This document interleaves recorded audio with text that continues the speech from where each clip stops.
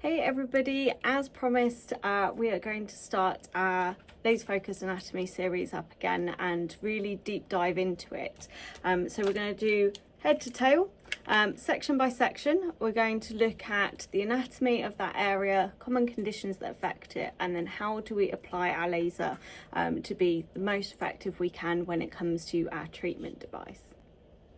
So we're going to start with the head. Now, I was going to do the head in one big go, but actually there's quite a few different areas when it comes to the head, and actually it makes a bit more sense that we completely separate it. So we're going to do a very quick recap of the overall structure of the anatomy, and then over the next few weeks we're going to go section by section. So obviously we've got the brain and all the bits that go on there, we've got the ears and common ear conditions and the anatomy and structure and how we're going to apply it there.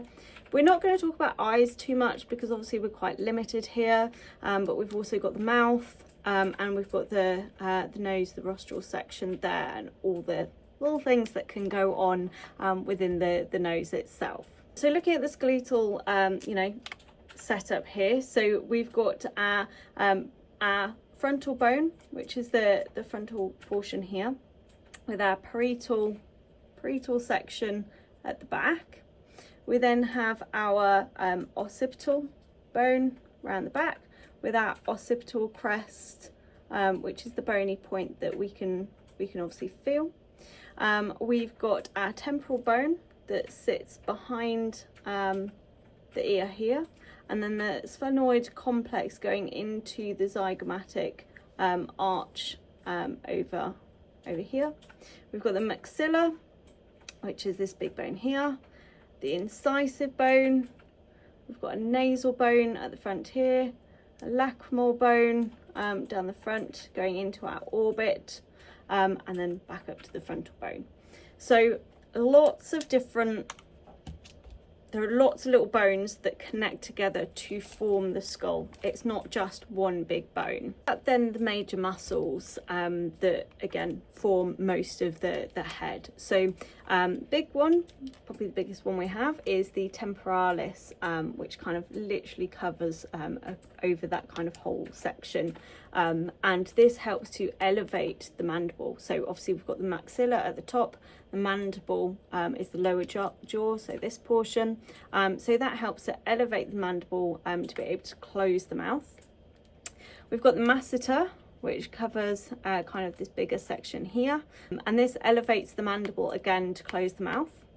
And then we've got the digastricus, which kind of comes more kind of underneath, kind of just under here, and this depresses the mandible to open to then open the mouth. And then we have one more big one, pterygoidus, which kind of sits in this portion here, and that helps to elevate the mandible again to close the mouth as well. So those are kind of the big muscles. Like I say, we'll deep dive into the kind of more detailed muscular structures when we look at the mouth, the ears, and the nose in a bit more detail. What about the nerves? And there are lots of different nerves that have different jobs. So we have 12 key nerves when it comes to talking about the head. So we have our olfactory, which helps with our sense of smell, optic for vision, the oculomotor for eye movement and pupil kind of constriction. We've got the trochlea, which is also for eye rotation, the trigeminal, which is, those of you that know me know I know very well, for facial sensation and mastication. The abducens, which also is for eye abduction. The facial, for facial expression and tear and saliva production. The vestibular cochlea, can't say that one, for balance and hearing. The glossopharyngeal, which helps with swallowing, taste and salivation. The vagus for our parasympathetic sympathetic control of thoracic and abdominal organs. The accessory, which is for neck and shoulder movement, and then the hypoglossal for tongue movement.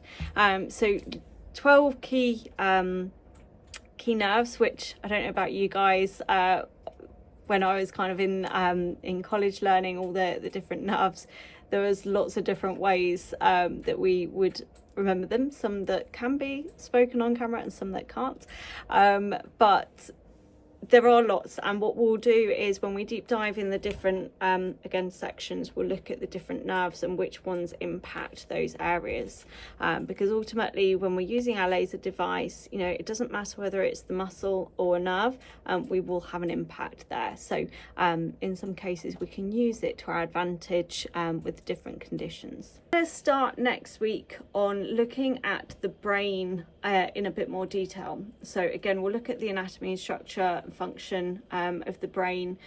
We'll look at common conditions, and then obviously how we can apply laser therapy to help with those conditions. So that's us started with our laser focused anatomy series. We're focusing on the head. We'll start breaking this up, and as I say, we'll look at the brain next.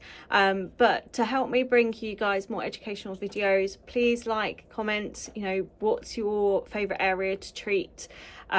Share these videos, because this all helps me to be able to bring more content to you guys, and you'll find longer versions of the videos on our YouTube channel, Emily Ashdown the Laser Trainer, and also shareable videos on our Instagram as well. So I hope you enjoy this series, and look forward to going along this journey with you guys.